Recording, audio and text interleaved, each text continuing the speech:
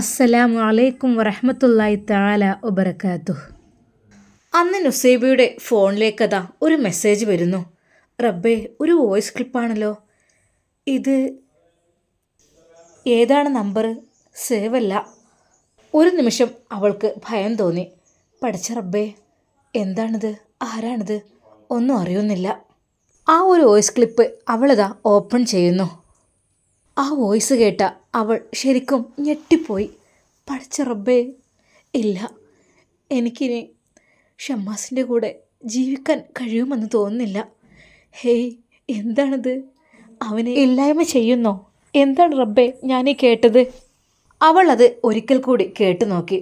രണ്ടാണുങ്ങൾ തമ്മിലുള്ള സംഭാഷണമാണ്. പറയുന്നത് തൻ്റെ ഷമ്മാസിനെ പറ്റിയാണെന്ന് അവൾക്ക് ശരിക്കും മനസ്സിലായി. അവൻ എണീക്കാത്ത രീതിയിൽ അവനുള്ളത് ഞാൻ കൊടുത്തിട്ടുണ്ട്. ഇനി അഥവാ എണീറ്റാൽ തന്നെ പിന്നെ അവനെ നടക്കാൻ സമ്മതിക്കരുത്. അങ്ങോട്ട് ഇല്ലായ്മ ചെയ്തേക്കുക. പടച്ച റബ്ബേ, എന്താണ് ഞാനീ കേട്ടത്? ഷമ്മാസിനെ ഇല്ലാതാക്കണം എന്നാണ് ആ വോയിസിൽ പറഞ്ഞിട്ടുള്ളത്. പഠിച്ചോനെ, അപ്പോൾ ഷമ്മാസിൻ്റെത് ആക്സിഡൻ്റ് അല്ല, കരുതി കൂട്ടി ആരോ ചെയ്തതാണല്ലോ റബ്ബേ. ഇപ്പോഴെനിക്ക് മനസ്സിലായി.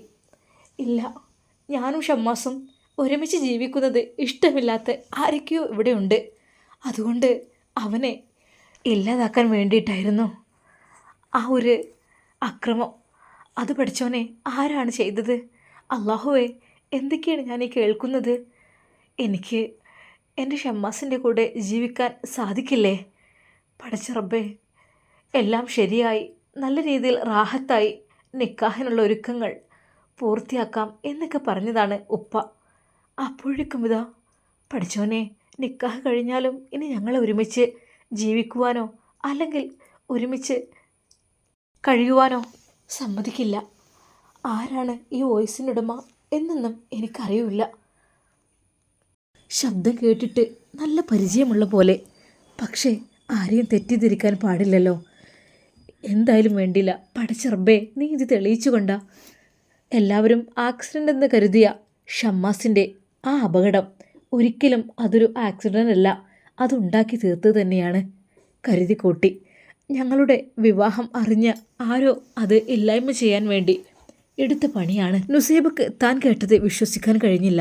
പഠിച്ച റബ്ബേ, ആർക്കെങ്കിലും ഇങ്ങനെ ചെയ്യാൻ കഴിയോ? ഒരു മനുഷ്യരെ ഇത്രയധികം കൊല്ലാകൊല ചെയ്യാൻ ആരാണ് റബ്ബേ ഇത്രക്കും ധൈര്യമുള്ളത്? അത്രക്കും കസ്വത്തുൽ കൽബുള്ള മനുഷ്യന്മാരുണ്ടോ പടച്ചോനെ ഈ ദുനിയാവിൽ? അവളുടെ കൈകാലുകൾ വിറക്കുന്നു. പടച്ച റബ്ബേ, ഷമ്മാസിനെ ജീവിക്കാൻ അനുവദിക്കുമെന്ന് തോന്നുന്നില്ല ഒരിക്കലും.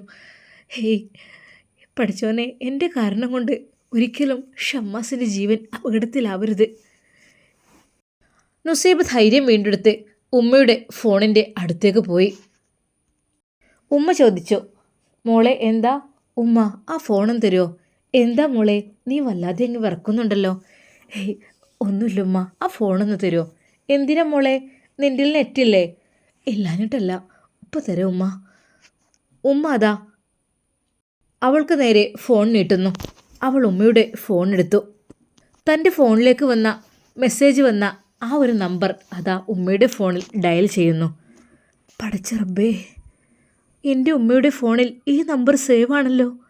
അല്ലാ, ഇതൊന്ന് എന്നെ കാണാൻ വന്ന അസ്കറിൻ്റെ ഉമ്മയുടെ നമ്പറല്ലേ?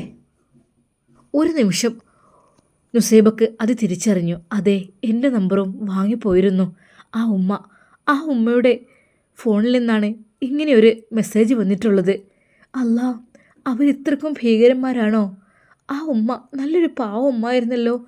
എന്തത് സംഭവിക്കുന്നത് എനിക്കറിയുന്നില്ല. ഈയൊരു വാർത്ത ഉമ്മയോട് പറഞ്ഞാലോ എന്നതാ നുസൈബ വിചാരിക്കാണ്.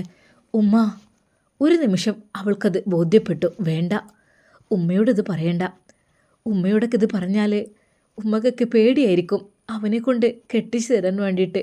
മോളെ, നിൻ്റെ ഭാവി കൂടി അപകടത്തിലാവും എന്ന് കരുതും. തൽക്കാലം വേണ്ട, അവരെന്തിനാ വിഷമിപ്പിക്കുന്നത്? ഉപ്പയോട് പറഞ്ഞാലോ എന്ന് കരുതി. വേണ്ട, ഉപ്പയോടും പറയണ്ട. ആ പിതാവിൻ്റെ ഹൃദയം ഇനിയും വേദനിക്കും. ഒരുപാട് വേദനിച്ചതാണ് എന്നെക്കൊണ്ട്. ഇനിയും ഇത് അവർക്ക് കൈമാറുന്നത് ശരിയല്ല. അവരെ ഈ മെസ്സേജ് കേൾപ്പിക്കുന്നത് ഒരിക്കലും ശരിയല്ല. അവരുടെ സന്തോഷം ഇനിയും റബ്ബേ ഞാൻ കെടുത്തി കളയുന്നത് ശരിയല്ല. വേണ്ട, അവരൊന്നും അറിയണ്ട. നുസീബയുടെ മനസ്സ് ആകെ നീറിപ്പുകയുകയാണ്.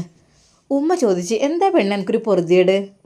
പിന്നെ പഠിച്ചോനെ പനി എങ്ങാനുണ്ടോ? എക്സാം തിങ്കളാഴ്ചയാണ്. മോളെ എന്താ എനിക്കൊരു പൊറുതിയേട്? എന്തൊക്കെയുണ്ടല്ലോ എൻ്റെ മുഖത്തൊക്കെ നോക്കിയിട്ട് ആകെ ഒരു ബേജാറായതേ പോലൊക്കെ. ഒന്നുമില്ലല്ലോ. കുറേ പൈസ കൊടുത്ത് പഠിച്ചുണ്ടാക്കിയതാണ്. പഠിച്ചോനെ അവരുടെ ആ സന്തോഷത്തിന് വേണ്ടെങ്കിലും ഒന്ന് നല്ല രീതിയിൽ ജയിച്ച് കിട്ടിയാൽ മതിയായിരുന്നു. ഉമ്മ എന്താ മോളെ പറയ്. ഒന്നുമില്ല. എന്തെനിക്ക് എന്തെങ്കിലും ബുദ്ധിമുട്ടുണ്ടോ? എൻ്റെ മുഖമൊക്കെ ആകെ മാറി പറഞ്ഞ പോലെയൊക്കെ ഉണ്ടല്ലോ. എന്ത് സംഭവം? എന്തെങ്കിലും ഉണ്ടോ എൻ്റെ കുട്ടിക്ക്? ഇല്ല. നുസൈബ അതാ അവളുടെ റൂമിലേക്ക് പോയി. അവിടെ അതാ ഇരിക്കുന്നു. അവൾക്കൊന്നിനും കഴിയുന്നില്ല ശരിക്ക് സംസാരിക്കാൻ തന്നെ. ഇല്ല, തൻ്റെ പ്രിയപ്പെട്ട ഷമ്മാസിനെ ഇല്ലാതെയാക്കാൻ ആരൊക്കെയോ ഒരുങ്ങുന്നുണ്ട്. അത് എനിക്ക് തോന്നുന്നത് എങ്ങനെയെങ്കിലും ആ നമ്പറിലേക്ക് ഒന്ന് വിളിക്കുക തന്നെ. പക്ഷേ ഉമ്മയുടെയും ഉപ്പയുടെയും മുമ്പിൽ നിന്ന് വിളിക്കുക എന്ന് വെച്ചാൽ അത് നടക്കില്ല. നുസൈബ വെറുതെ മുറ്റത്തേക്ക് ഇറങ്ങി. മോളെ മഴ ചാറുന്നുണ്ട്, ഈ ഒരു സമയത്ത് ഈ ഇറങ്ങല്ലേ. പരീക്ഷ കഴിഞ്ഞിട്ട് വേണമെങ്കിൽ മയത്തൊക്കെ ഇറങ്ങിക്കോ. ഇപ്പം ഇറങ്ങല്ലേ, പനി എങ്ങാനും പിടിച്ചാലേ എണീക്കാൻ കഴിയാത്ത അവസ്ഥ എക്സാമിന് എങ്ങനെ പോവുക? ഇത്രയും നമ്മൾ കഷ്ടപ്പെട്ടുണ്ടാക്കിയിട്ട്. ഉമ്മയുടെ ശാസന. ഉമ്മ മഴയൊന്നും ഇല്ലല്ലോ മോളെ, അങ്ങോട്ട് നോക്ക്, ചെറുതായിട്ട് മഴ പാറ്റുന്നുണ്ട്. എന്നാ ഈ ഒരു കുട എടുത്ത് മുറ്റത്തേക്ക് ഇറങ്ങിക്കോ. അല്ല എന്തിനപ്പോ ഇറങ്ങണത്? ഉമ്മ റേഞ്ചിൻ്റെ പ്രശ്നമേ അകത്ത് കിട്ടുന്നില്ല, അപ്പോൾ അതുകൊണ്ടാണ്. ആ എന്നാലേ മഴയൊന്നും കൊള്ളണ്ട, വേഗം കണ്ട് അകത്തേക്ക് പോയിക്കോ, ഞാൻ നിസ്കരിക്കട്ടെ. ഉമ്മ അതാ അകത്തേക്ക് പോയി.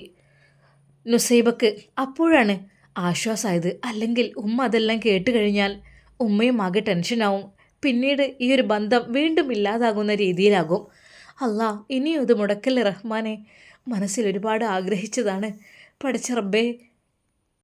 അവൾ പഠിച്ചവനോട് തേടി ആ ഒരു മെസ്സേജ് വന്ന ആ നമ്പറിലേക്ക് അതാ അവൾ തിരിച്ചു വിളിക്കുന്നു. ബെല്ലടിക്കുന്നുണ്ട്, പക്ഷെ എടുക്കുന്നില്ല. ആരായിരിക്കും അത്? അവർ തന്നെയാണ്. അതെ, തന്നെ കാണാൻ വന്ന ആ ഉമ്മയാണ്. ആ ഉമ്മയുടെ നമ്പറാണ്. പക്ഷേ അത്രക്കും അപകടകരമായ രീതിയിലുള്ള വോയിസാണ് അത്. പെട്ടെന്ന് എന്തെങ്കിലും ചെയ്തില്ലെങ്കിൽ അല്ലാ നീ കാത്തു രക്ഷിക്ക്. നുസൈബ വീണ്ടും അതാ ആ നമ്പറിലേക്ക് അടിക്കുന്നു, പക്ഷെ കിട്ടുന്നില്ല. അവൾ നിരാശയോടെ അതാ വീട്ടിലേക്ക് തന്നെ കയറുന്നു. അല്ലാ, വീട്ടിൽ നിന്നെങ്ങാനും വിളിച്ചു കഴിഞ്ഞാൽ ഞാൻ പറയുന്നതൊക്കെ അവർ കേൾക്കും. നുസൈബ അതാ മനമില്ല മനസ്സോടുകൂടി അകത്തേക്ക് കയറി. അവൾക്ക് ഭയമുണ്ടായിരുന്നു. പഠിച്ചോനെ എന്താ ഞാൻ ചെയ്യുക? എന്നാൽ ഈ സമയം ഹുസൈനാജിയും മജീദും അതാ ഹോസ്പിറ്റലിൽ എത്തിയിരിക്കുന്നു, ഷമ്മാസിൻ്റെ അടുക്കലേക്ക്. അവർ റൂമെല്ലാം കണ്ടുപിടിച്ച് അതാ റൂമിലേക്ക് കയറുവാൻ വേണ്ടി നിൽക്കുമ്പോൾ വാതിലിന് മുട്ടുന്നു. ഉമ്മ, ആരാ വാതിൽ മുട്ടുന്നു നോക്കിക്കേ. ആരാണാവോ? ഉമ്മ അതാ പോയി വാതിൽ തുറക്കുന്നു. അപരിചിതരായ അവരെ കണ്ട് ഉമ്മ ഒന്ന് ഞെട്ടി. മോനെ. ഉമ്മ, ആരാണ്? മോനെ എനിക്കറിയില്ല, കേറിക്കോളി. എവിടെ ഷമ്മാസ്? ദാ. ഒരു നിമിഷം ഹുസൈനാജിയെ കണ്ട ഷമ്മാസ് ഞെട്ടിപ്പോയി. അന്ന് അവസാനമായി അട്ടപ്പാടിയിലേക്കുള്ള യാത്രയിൽ വെച്ച് കണ്ടതാണ്, പിന്നെ കണ്ടിട്ടില്ല. ഷമ്മാസ് അവരെ ദയനീയമായി നോക്കി.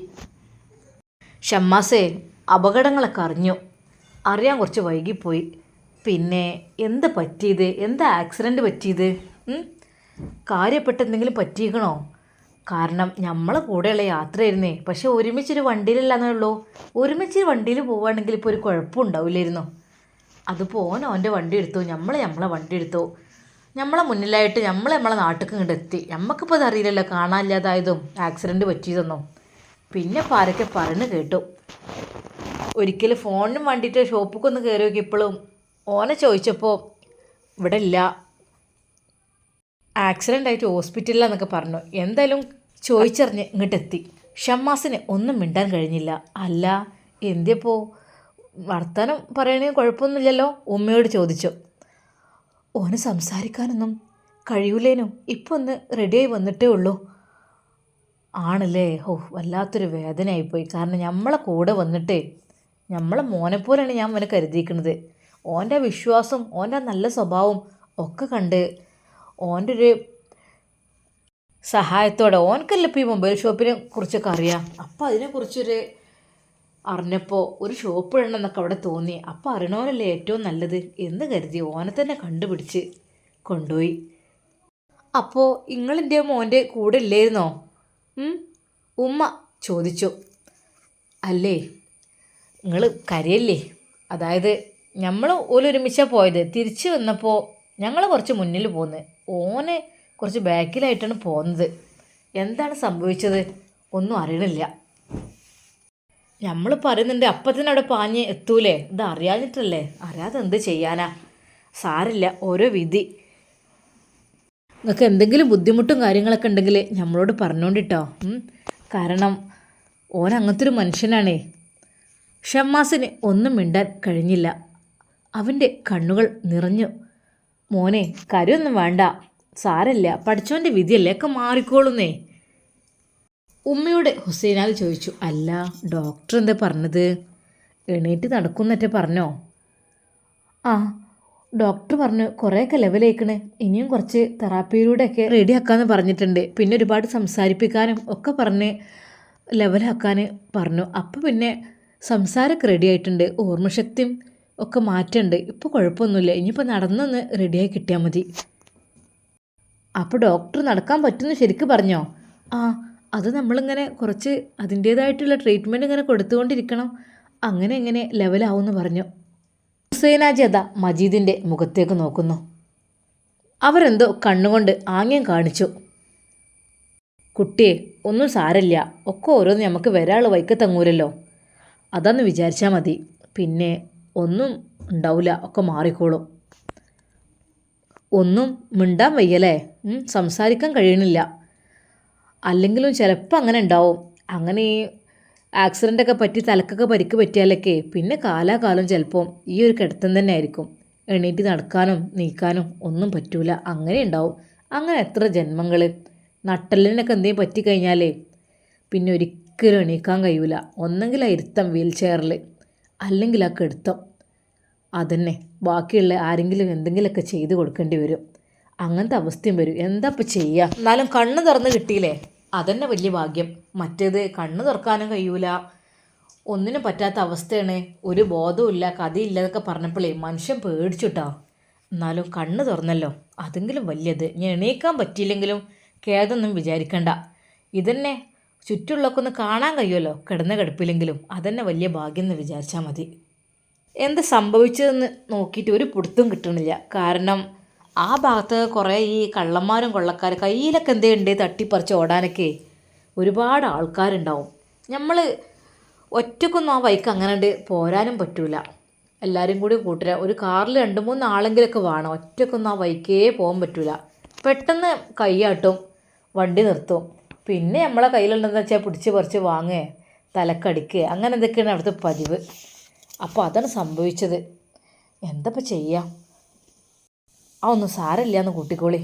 പിന്നെന്താന്നോ, ഇങ്ങനെയൊക്കെ ആകുമ്പോഴേ പെൺകുട്ടികളെ കിട്ടാൻ പണിയേക്കാരം. ഏതെങ്കിലും പെൺകുട്ടികൾ ഇതിന് തയ്യാറാവുമോ? ഈ കിടപ്പിലായ സ്ഥിതിക്ക് ഓലെ കല്യാണം കഴിക്കാൻ ഇല്ല. ഓൽക്കതൊരു ഭാര്യക്കാരോ, ഓൽക്കുള്ള കാര്യങ്ങളൊക്കെ ചെയ്ത് കൊടുക്കണ്ടേ. ഇപ്പോഴത്തെ പെൺകുട്ടികളൊന്നും അതിന് കിട്ടൂലേ. ഇനിയിപ്പോൾ അങ്ങനെ എന്തെങ്കിലും മനസ്സിൽ അങ്ങനെ കല്യാണം എന്തൊക്കെ ഉണ്ടെങ്കിൽ അതൊന്നും സാരമില്ല നിൽക്കേണ്ടി വരും. പിന്നെ ഉണ്ടാവും ഏതെങ്കിലും കുഴഞ്ഞ പെൺകുട്ടികളും അങ്ങനെ ഇങ്ങനെയുള്ളവരൊക്കെ, അംഗവൈകല്യമുള്ളവരൊക്കെ ഉണ്ടാവും. അങ്ങനെയൊക്കെ എന്തെങ്കിലും ഒപ്പിച്ചേണ്ടി വരും. അല്ലാതെ ഇപ്പോൾ നല്ലപോലെ നടക്കുന്ന കുട്ടികൾക്കിപ്പോൾ ഈ ഒരു കോലത്തിലാകുമ്പോൾ പറ്റൂലല്ലോ. ഷമ്മാസിന് പലതും പറയണം, പ്രതികരിക്കണം എന്നുണ്ടായിരുന്നു. പക്ഷേ അവനൊന്നും മിണ്ടിയില്ല. അവൻ ആ കിടത്തം തന്നെയാണ്. മോനെ, ഈ എന്താടോ ഒന്നും മിണ്ടാത്തത്? ഓരോടൊന്നും മിണ്ടി വെക്കാം, ഉമ്മ വന്ന് പറഞ്ഞു. ഉമ്മയുടെ മുഖത്തേക്ക് ദയനീയമായി അവൻ നോക്കി. അവരുടെ ആ വാക്കുകളെല്ലാം കേട്ട് ഉമ്മക്കും നല്ല സങ്കടമുണ്ടായിരുന്നു. ശരിക്കുള്ള പെൺകുട്ടികളൊന്നും ഇങ്ങനെയുള്ള ആൾക്കാരെടുക്കൂല. എന്തെങ്കിലും അസുഖമുള്ളവരും അംഗവൈകല്യമുള്ളവരും മാത്രമേ ഈ ഒരു ലെവലാവുമ്പോൾ എല്ലാവർക്കും പറ്റുള്ളൂ എന്നൊക്കെ പറഞ്ഞപ്പോൾ ഉമ്മക്ക് സത്യം പറഞ്ഞാൽ എന്ത് പറയണം എന്നായിപ്പോയി. എന്നാലേ ഞങ്ങൾ ഇറങ്ങുകയാണ്, പിന്നെ എന്തെങ്കിലുമൊക്കെ ആവശ്യമുണ്ടെങ്കിൽ വിളിച്ചോണ്ടി. ഓരോ വിധി അല്ല എന്ത് ചെയ്യാനാ എന്ന് പറഞ്ഞതാ കണ്ണു തുടക്കുന്ന പോലെ ഹുസൈനാജി അഭിനയിക്കുന്നു. എന്നാൽ ഞങ്ങൾ ഇറങ്ങട്ടെട്ടാ, മോൻ്റെ സ്ഥിതിയിൽ വലിയ വിഷമമുണ്ട്. പിന്നെ നമ്മൾ കൊണ്ടുപോയിട്ടുമാണ്, പക്ഷെ തിരിച്ചു വന്നത് നമ്മളെ കൂടെ അല്ല. അതാണ് അവന് പറ്റിയത്. നമ്മളെ കൂടെ തന്നെ വരികയാണെങ്കിൽ നമ്മൾ ഉണ്ടാവുമായിരുന്നു സേഫ്റ്റിക്ക്. ഇത് ഓന് നിങ്ങൾ നടന്നോളി പിന്നെ വരാമെന്നൊക്കെ പറഞ്ഞ് കുറേ ബാക്കിലാണ് പോകുന്നത്. അതാണ് സംഭവിച്ചത്. അല്ലാതെ സാരമില്ല, എന്തപ്പോൾ ചെയ്യുക, പഠിച്ചോൻ്റെ വിധി. ആ ഉമ്മയുടെ കണ്ണുകൾ നിറഞ്ഞു. അവരതാ പുറത്തേക്ക് പോയി. മോനെ, ഉമ്മ അവൻ്റെ അടുത്ത് നിന്ന് പൊട്ടിക്കരഞ്ഞു. ഉമ്മ, എൻ്റെ ഉമ്മ എന്തിനാ കരയുന്നത്? മോനെ, അവർ പറഞ്ഞത് കേട്ടില്ലേ? ഇനിയിപ്പോൾ മോനെ, നിൻ്റെ ഹിജാബിക്കൊന്നും ഒരു പക്ഷെ നിന്നെ പറ്റിലുണ്ടാവില്ല. അവർ പറഞ്ഞത് കേട്ടില്ലേ? ഈ ഒരു കിടപ്പിലൊക്കെ കിടന്നവരൊന്നും ആർക്കും ഇഷ്ടമുണ്ടാവില്ല. അവർക്കൊക്കെ നല്ല ഉഷാറുള്ളവരായിരിക്കും ഇഷ്ടം എന്നൊക്കെ. ഭിന്നശേഷിക്കാരൊക്കെ കല്യാണം കഴിക്കാതെ ഇനി പറ്റുള്ളൂ. മോനെ, എൻ്റെ കുട്ടിക്ക് ഒന്നുമില്ലായിരുന്നല്ലോ. ഉമ്മ, ഇപ്പോൾ എനിക്ക് എല്ലാം സുഖമായിട്ടുണ്ടല്ലോ. ഇനി എനിക്ക് നടത്തത്തിൻ്റെ കാര്യത്തിൽ മാത്രമേ ഇപ്പോൾ ചെറിയൊരു പ്രശ്നമല്ലോ, അല്ലാതെ എനിക്കൊന്നുമില്ലല്ലോ. പിന്നെന്താ മോനെ, അവർ വന്നപ്പോഴൊന്നും നീ ഒന്നും മിണ്ടാതിരുന്നത്? ഉമ്മ, മിണ്ടാൻ പറ്റുന്ന സാഹചര്യമല്ലായിരുന്നു അപ്പോൾ. അതെന്താ മോനെ, കഴിയുന്നില്ലായിരുന്നോ? അല്ല, എന്തിനു മിണ്ടുന്നത്? എന്താ മോനെ നീ അങ്ങനെയൊക്കെ പറയുന്നത്?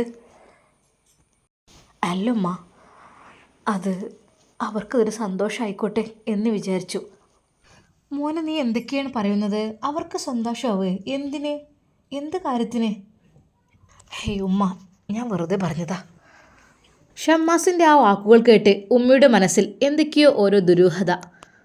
അവരുടെ കൂടെയാണ് എൻ്റെ മോൻ അട്ടപ്പാടിയിലേക്ക് പോയത്. തിരിച്ചു വരുമ്പോൾ എൻ്റെ മോന് ഒരുപാട് പിന്നിലായിരുന്നത്രേ, അവർ മുന്നിൽ പോന്നത്രേ. കൂടെ പോരാൻ പറഞ്ഞിട്ട് കേട്ടില്ല എന്ന്. മോനെ, നീ എന്താ അവരുടെ കൂടെ അട്ടപ്പാടിയിൽ നിന്ന് തിരിച്ചു വരുമ്പോൾ പോരാതിരുന്നത്? ഉമ്മ, ആരാ മുന്നിൽ പോന്നത്? ആരാ എന്നെ വിളിച്ചത്? അപ്പോൾ അവർ പറയുന്നതൊക്കെ കളവാണോ? ഉമ്മ, അങ്ങനെ പലരും പലതും പറയും, അതൊന്നും നമ്മൾ വിശ്വസിക്കണ്ട. മോനെ, എന്തൊക്കെയാണടത്? എൻ്റെ കുട്ടി ആക്സിഡൻറ്റിൽ പെട്ടതല്ലേ ശരിക്കും?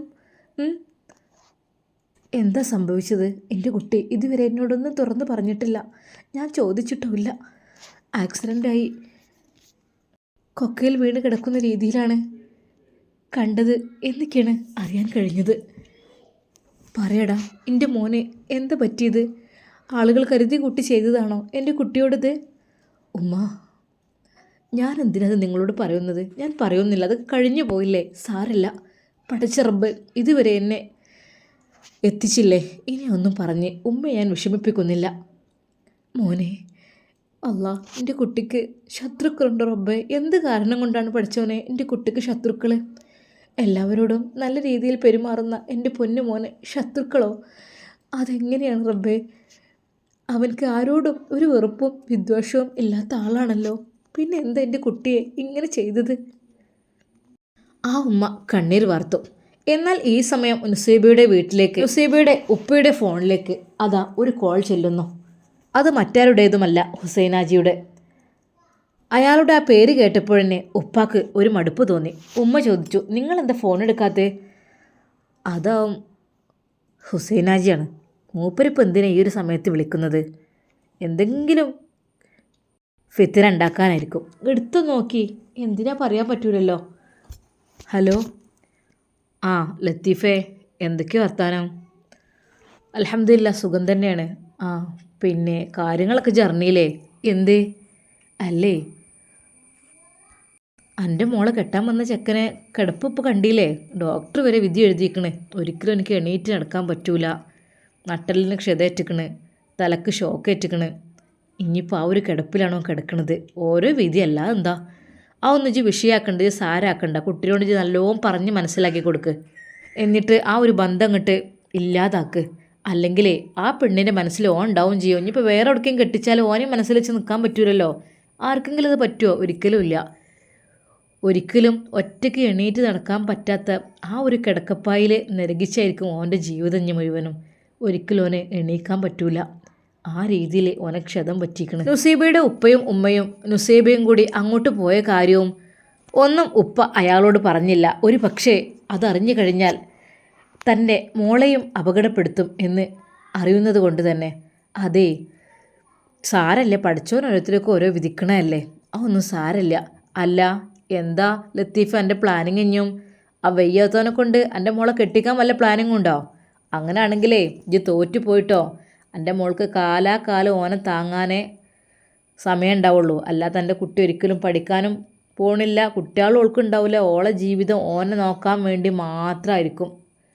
ജായും തന്നെ ആ ബന്ധത്തിന് നിൽക്കണ്ട, അതിമെന്ന് വെല്ലം അങ്ങോട്ട് ഒഴിഞ്ഞു മാറിക്കും. ഓനൊരിക്കലും എണീറ്റ് നടക്കാൻ പോണില്ല, എണീറ്റ് നടക്കൂല്ല. അവന് ബോധം ഉണ്ടാവില്ല, ഇടയ്ക്കിടയ്ക്ക് ബോധം നഷ്ടപ്പെടലും വീഴലൊക്കെ തന്നെയായിരിക്കും. അല്ലാതെ ഓനൊരിക്കലും ലെവലാവില്ല. അതെന്താ നിങ്ങൾ അങ്ങനെ പറയണത്? ഡോക്ടർമാർ പറഞ്ഞിട്ടുണ്ടല്ലോ അതൊക്കെ ലെവലായി വരുന്നൊക്കെ. ഇപ്പോൾ കുറേ ഓർമ്മയൊക്കെ റെഡി ആയിട്ടുണ്ടല്ലോ. ഓന് സംസാരിക്കാനൊന്നും കഴിയൂലേ. ഞാൻ ഇന്ന് ഹോസ്പിറ്റലിൽ പോയിനോ, ഒരക്ഷരം ഓൻ മിണ്ടിയില്ല. എവിടെ നാവ് പൊന്തണില്ല. പറ്റങ്ങ് അത്രക്കും വലിയ ആക്സിഡൻ്റ് അല്ലേ നടന്നിക്കണത്. എന്നാലും രക്ഷപ്പെട്ടു. ആ ഒരു രൂപത്തിലേക്കണം ആ തള്ളൻ്റെ മുമ്പിൽ അങ്ങനെ കിടക്കുക. അതന്നെ ലത്തീഫേ, എൻ്റെ മോളോട് പ്രത്യേകം പറഞ്ഞുകൊണ്ട് യാതൊരു വിഷമവും വേണ്ട. പോയത് പോയി. എത്ര ആൾക്കാർ, നല്ല നല്ല ആൾക്കാർ മരിച്ചു പോണ്. അങ്ങനെ വിചാരിച്ചാൽ മതി. പുതിയൊരു ജീവിതം ആലോചിക്കാൻ പറയാം, നല്ലൊരു ജീവിതത്തിലേക്ക് കാലെടുത്ത് വെക്കാൻ പറയാം, പഴയതൊക്കെ മനസ്സിൽ നിന്നാണ്ട് മാറ്റാൻ പറയാം. എത്ര ആൾക്കാർ മരിച്ചു പോകണം ഓരോ അപകടങ്ങളൊക്കെ പറ്റി. അങ്ങനെ വിചാരിച്ചാൽ മതി. അല്ലാതെ ആ കൊയഞ്ഞ് കിടക്കണേ ഓനെക്കൊണ്ടേ പെണ്ണിനെ കെട്ടിച്ചൊന്നും കൊടുക്കരുത് ലത്തീഫേ. അഥവാ അങ്ങനെ എൻ്റെ മനസ്സിന് അങ്ങനെ വല്ല ബുദ്ധിമോശം തോന്നിക്കഴിഞ്ഞാൽ എൻ്റെ മോള് കാലാകാലം കഷ്ടപ്പെടും. എൻ്റെ മോൾക്ക് കഷ്ടപ്പെട്ടൊരു ജീവിതമാണോ ഈ ആഗ്രഹിക്കണേ, അതോ നല്ലൊരു ജീവിതമാണോ ഇജ്ജ് ആഗ്രഹിക്കണേ? എൻ്റെ തീരുമാനം എൻ്റെതാണ്. എനിക്ക് തീരുമാനിക്കുക എൻ്റെ മോളെ ഭാവി. ആ കൊയഞ്ഞു കിടക്കുന്ന ചങ്ങായിക്കെങ്ങാനും കെട്ടിച്ച് കൊടുത്തിട്ടുണ്ടെങ്കിലേ എൻ്റെ മോളെ ഭാവി കാലാകാലം ഓൻ്റെ പരിചാരകയായിട്ട് കഴിയാനായിരിക്കും. അതല്ല നമ്മളെ പെരീക്കാണ് എൻ്റെ കുട്ടിൻ്റെ ബന്ധമെങ്കിൽ ഓൾ സ്വർഗത്തിലെ രാജകുമാരിയെ പോലെ ജീവിക്കൂട്ടാ, പറഞ്ഞില്ലെന്ന് വേണ്ട. ഉപ്പക്ക് ആരോ കാര്യപ്പെട്ട് ഫോൺ ചെയ്യുന്നത് നുസൈബാദ ശ്രദ്ധിക്കുന്നു. അപ്പം ലത്തീഫ പറഞ്ഞതുപോലെ പെണ്ണിൻ്റെ മനസ്സ് മാറ്റാൻ നോക്കിക്കോ. പോയത് പോയി, അത് മരിച്ചു പോയി എന്നുകൊണ്ട് കരുതാൻ പറയുള്ളോട്. മരിച്ചങ്ങോട്ട് പോയി മണ്ണടിഞ്ഞിക്കണ്. അല്ലാതെ ഓൻ്റെ ആ ശരീരം കൊണ്ട് എന്ത് കാട്ടാനാ? വെറുതെ ഓനും നോക്കി ജീവിതം കളയേണ്ട ആവശ്യമില്ലല്ലോ. അതങ്ങോട്ട് വിടാൻ പറയാ കേസ്. ആചാര്യ നിങ്ങൾ എന്തേ പറയുന്നത്? കുട്ടികൾക്ക് മനസ്സിൽ അങ്ങനെ ഒരു ഇഷ്ടം തോന്നിക്കണമെങ്കിൽ അതിനിപ്പോൾ കിടപ്പിലായാലും ഓൾക്ക് അങ്ങനെ ഇഷ്ടം എന്നുണ്ടെങ്കിൽ അതങ്ങോട്ട് ആയിക്കോട്ടെ. അതിനിപ്പോൾ എന്താ ആചാര്യ, എൻ്റെ മോൾക്ക് സമ്മതമാണെങ്കിൽ അത് ഞാൻ ചെയ്തു കൊടുക്കും. അതിനിപ്പോൾ കിടപ്പിലായാലും വേണ്ടിയില്ല, ഇരുത്തത്തിലായാലും വേണ്ടിയില്ല. ലത്തീഫെ, കാര്യങ്ങൾ ആലോചിച്ച് ചെയ്തോ. പിന്നെ അയ്യടാന്ന് പറഞ്ഞിട്ട് കാര്യം ഉണ്ടാവില്ല. മക്കൾക്ക് ഇഷ്ടമുണ്ടാവും, അങ്ങനെ എത്രയോ ഇഷ്ടങ്ങൾ. അതൊന്ന് കഴിഞ്ഞാൽ ഒന്നുണ്ടാവും. ഈ ഒരു ഇഷ്ടം കുറച്ച് ദിവസം ഉണ്ടാവും, വിഷമ സങ്കടവും പ്രയാസമൊക്കെ ഉണ്ടാവും. അത് കുറച്ച് ദിവസം കഴിഞ്ഞാലുണ്ട് പോവും. എത്ര ആൾക്കാർ മരിച്ചു പോണ്. മരിച്ചു പോയ കാലാകാലം നമ്മൾ ഓരെക്കുറിച്ച് ആലോചിക്കുന്നുണ്ടാ? ഇല്ല, മറവി തരും. അതേപോലെ തന്നെ ഓൾക്ക് മനസ്സിൽ ഇഷ്ടം ഒക്കെ ഉണ്ടായിട്ടുണ്ടാവും. എന്നാലും അത് പറഞ്ഞ് മനസ്സിലാക്കി കൊടുക്കുക. അത്രക്കും കുഴഞ്ഞ രീതിയിൽ നിൽക്കണേ ഒരാളെ കൊണ്ട് എൻ്റെ മോളെ കെട്ടിച്ചാൽ മോളെ എൻ്റെ ഭാവി ജീവിതം എനക്കൊന്നും ഉണ്ടാവില്ല. എൻ്റെ ഭാവിയിൽ കാലാകാലം ഓനെ നോക്കി നിൽക്കേണ്ട അവസ്ഥയായിരിക്കും എന്ന് പറഞ്ഞ് കാര്യങ്ങളൊക്കെ നല്ലോണം മനസ്സിലാക്കി കൊടുത്തോ. എന്നിട്ട് തീരുമാനം അറിയിക്ക്, അറിയിക്ക്. എല്ലാത്തിനും ഇതാ നമ്മളിവിടെ റെഡിയാണ്. നമ്മളെ കുട്ടീനെ ഇന്ന് വിളിച്ച് പറയുകയാണെങ്കിൽ നാളെ തന്നെ ടിക്കറ്റ് എടുത്ത് ഇവിടെ നിൽക്കും. പെട്ടെന്ന് തന്നെ നിക്കാഹ് കഴിച്ചാൽ അതെനിക്ക് പറയാനുള്ളൂ, വേറെ ഒന്നും എനിക്കില്ല. ഒരിക്കൽ കൂടി ഞാൻ പറയണജിൻ്റെ പെരയിൽ കുറേ കാലം പണിയെടുത്ത് നമ്മൾ അന്നം വെള്ളം തിന്ന് കഴിഞ്ഞതാണ്. അപ്പോൾ എന്നോട് കുറച്ചെങ്കിലും ഒരു നന്ദി ഉണ്ടായതുകൊണ്ടാണ് ഞാൻ ഈ കാര്യം, കുറച്ചെങ്കിലും എൻ്റെ ഒരു വേദന ഉണ്ടായതുകൊണ്ടാണ് ഈ ഒരു കാര്യം പറയണത്. ഒന്നും കൂടി മോളെ പറഞ്ഞ് മനസ്സിലാക്കിയിട്ട് പെട്ടെന്ന് തന്നെ മാറ്റത്തിന് ഒരുങ്ങി നിൽക്കാൻ പറയും. എന്നാൽ എൻ്റെ കുട്ടിക്ക് എൻ്റെ കുട്ടീൻ്റെ ഇഷ്ടം പോലെ സ്വപ്നങ്ങൾ സാക്ഷാത്കരിക്കാം. രാജകുമാരിയെ പോലെ ഓള് നമ്മളെ കൊട്ടാരത്തിൽ കഴിയൂലേ? എന്താ എനിക്ക് ഇത്ര ഒരു മടി മൂളാൻ? ഞാൻ ഈ പറഞ്ഞതിന് എതിരായിട്ട് നിങ്ങൾ ചെയ്യുകയാണെങ്കിൽ അത് നിങ്ങൾ അനുഭവിച്ചോളി. അതിന് പിന്നെ നമ്മളില്ല. പിന്നെതാ ഞാൻ വിചാരിച്ച ഒരു ബന്ധമില്ല കേട്ടോ. അയാളുടെ വാക്കുകൾ കേട്ട് ഉപ്പാക്ക് ദേഷ്യമാണ് വന്നത്. അതെ, നമ്മളെ കുട്ടിക്ക് കുട്ടീൻ്റെ ഇഷ്ടം എന്താ അതാണ് നോക്കണേ. ഇനിയിപ്പോൾ ഒന്നും ഞാൻ നോക്കണില്ല. എൻ്റെ ഇഷ്ടം പോലെ ഒരു കല്യാണം ഞാൻ കഴിച്ചു കൊടുത്തല്ലോ, അതങ്ങനെയൊക്കെ ആയി. ഇനിയിപ്പോൾ കുട്ടീൻ്റെ ഇഷ്ടം പോലെ തന്നെ ഉണ്ട്, നോക്കിക്കോട്ടെ. അതിനപ്പുറത്തേക്കായിട്ട് ഇനി ഞാനൊന്നും ചിന്തിക്കണില്ല. പിന്നെ ആചാര്യേ, എൻ്റെ മോളെന്ന് വെച്ചാൽ ഇപ്പോൾ കുറച്ച് ബുദ്ധിയും കഥയൊക്കെ വെച്ച കുട്ടിയാണ്, പഴയ പോലെയല്ല. അന്ന് നമ്മൾ എട്ടും പൊട്ടും തിരിയാത്ത പ്രായത്തിൽ കെട്ടിച്ചു, അന്ന് അങ്ങനെയൊക്കെ ആയിപ്പോയി. എന്നാൽ ഇപ്പം എൻ്റെ കുട്ടി അങ്ങനെയല്ല. ഇനിയിപ്പോൾ എന്തൊക്കെ തന്നെയായാലും ഓൾക്ക് താല്പര്യമുണ്ടോ, അങ്ങനെയാണെങ്കിൽ ആ സുഖമില്ലാതെ കിടക്കണ ആളെ കൊണ്ടായാലും ഞാൻ നിക്കാഹ് കഴിപ്പിച്ചു കൊടുക്കും ഓളെ. അതല്ല ഓൾക്കതിന് താല്പര്യക്കുറവുണ്ടോ അങ്ങനെയെന്നുണ്ടെങ്കിൽ അത് ഓളിഷ്ടം പോലെ. ഇപ്പോൾ എൻ്റെ കുട്ടിക്ക് വേണ്ടിയിട്ടാണ് ഞാൻ എൻ്റെ ചോയ്സൊക്കെ വിട്ടു കൊടുത്തേക്കണേ. എൻ്റെ ഇഷ്ടത്തിന് ഇപ്പോൾ ഞാൻ ഒന്നും ചെയ്യണില്ല. കാരണം നമ്മളൊന്നും അനുഭവിച്ച് കുറേ വേദനിച്ചതാണ്, അതുകൊണ്ടാണ്. ഇനി ഓളോളെ ഭാവി തീരുമാനിക്കട്ടെ. അങ്ങനെ ഒരാളുടെ കൂടെയാണ് ഓൾക്ക് ജീവിക്കാൻ താല്പര്യമെങ്കിൽ ആയിക്കോട്ടെ, എനിക്ക് സമ്മതമുള്ളൂ. ഞാൻ ഓളെ സന്തോഷത്തോടു കൂടി നിക്കാഹ് കഴിപ്പിച്ച് കൊടുക്കും. അതല്ല അവൾക്ക് അതിന് താല്പര്യമില്ല, അങ്ങനെ ഒരു കിടപ്പില്ല ഒരാളെ കൂടെ, അല്ലെങ്കിൽ സുഖമില്ലാത്തൊരു മനുഷ്യൻ്റെ കൂടെ അവൾക്ക് താല്പര്യമില്ല ജീവിക്കണമെന്ന് വെച്ചാലോ, ഓളിഷ്ടം എന്താ വെച്ചാൽ തിരഞ്ഞെടുത്തോട്ടെ. ലത്തീഫെ, ഇജ്ജ് ആലോചിച്ച് തന്നെയാണോ ഈ കാര്യമൊക്കെ പറയണത്? പിന്നെ ഖേദിക്കേണ്ട ഒരു അവസ്ഥ വരരുതിട്ടാ. ഒരിക്കൽ കൂടി ഞാൻ പറയാണ്, ഒന്നും കൂടി ഓളെ പറഞ്ഞ് മനസ്സിലാക്കിക്കോ. മനസ്സിലാക്കിയിട്ട് വിവരിച്ച് കൊണ്ടാ എന്താണ് ഓളെ അഭിപ്രായം എന്നുള്ളത് വിവരം കൊണ്ടാ. അതിനനുസരിച്ച് നമുക്ക് എന്താ വെച്ചാൽ കാട്ടാം. അങ്ങനെയാണെങ്കിൽ നമ്മളോളെ കാത്തു നിൽക്കും. എൻ്റെ മോനോട് ഇന്ന് ഞാൻ വിവരം പറയും. അങ്ങനെയാണെങ്കിൽ നാളെ തന്നെ ഓനങ്ങോട്ട് എത്തും. പെട്ടെന്ന് കാര്യങ്ങളെ കണ്ട് കഴിച്ചിലാക്കാം. എന്നാൽ പിന്നെ മനസ്സ് അറിഞ്ഞ് റാഹത്തോടു കൂടി സമാധാനത്തോടു കൂടി എനിക്കൊന്ന് കണ്ണടച്ച് ഉറങ്ങാലോ. അല്ലാതെ ഇപ്പോൾ എന്താ ലത്തീഫ എൻ്റെ കഥ? സുഖമില്ലാതെ നട്ടലിന് ക്ഷതയേറ്റ് തലക്ക് ക്ഷതയേറ്റ് കൊഴഞ്ഞു കിടക്കണ ആളെ കൊണ്ട് മോളെ കെട്ടിക്കാനാണ് എനിക്ക് താല്പര്യം ആണ് എങ്കിൽ അത് ഇത് ചെയ്തോ. പക്ഷേ ഇത് ഖേദിക്കേണ്ടി വരും, ഒരുപാട് ഖേദിക്കേണ്ടി വരും. ആദ്യം തന്നെ എൻ്റെ വാക്ക് മുൻവിലക്കെടുത്ത് ഇത് ആലോചിച്ചോ. പിന്നെ എന്നോട് പറഞ്ഞിട്ട് ആചാര്യെ പറ്റിപ്പോയി അങ്ങനെ എങ്ങനെ പറഞ്ഞിട്ട് കാര്യം ഉണ്ടാവില്ല.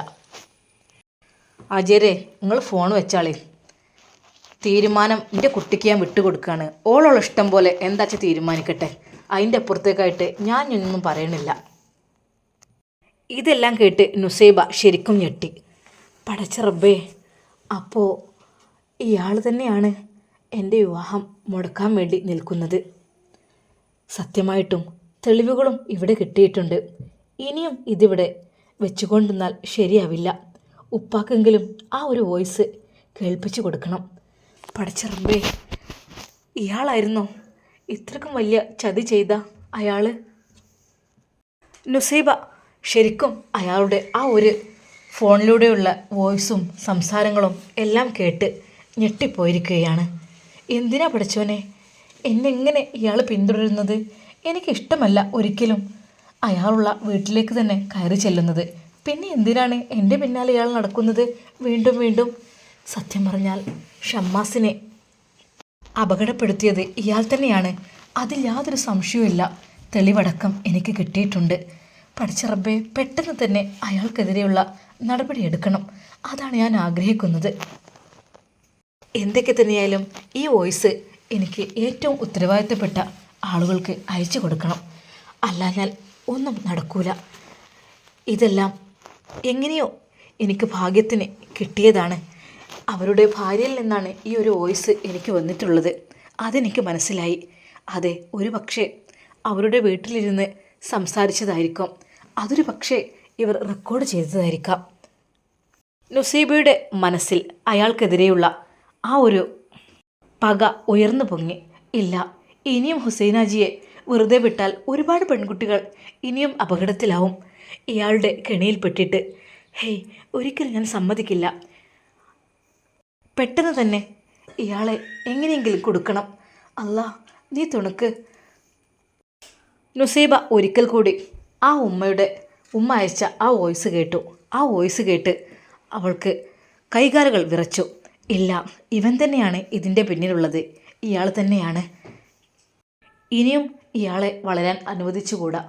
ഇനിയും അനുവദിച്ചു കഴിഞ്ഞാൽ ഒരുപാട് ആളുകൾക്ക് ഈ രീതിയിലുള്ള അപകടങ്ങൾ ഏൽക്കേണ്ടി വരും. ആക്സിഡൻറ്റ് എന്നുള്ള പേരിൽ ഇയാൾ പലരെയും ഇതുപോലെ കൊല്ലാക്കൊല ചെയ്യും. വെറുതെ വിടരുത് ഹുസൈനാജിയെ. ഇനി ഒരിക്കലും. നുസൈബ അതാ പ്രതിജ്ഞയെടുക്കുന്നു. നുസൈബയുടെ എക്സാമിൻ്റെ മുമ്പായിട്ട് അവൾക്ക് ഹുസൈനാജിയെ എങ്ങനെയെങ്കിലും കൊടുക്കണം. അതിന് ഏറ്റവും ബെസ്റ്റ് ഷിഫ തന്നെയാണ്.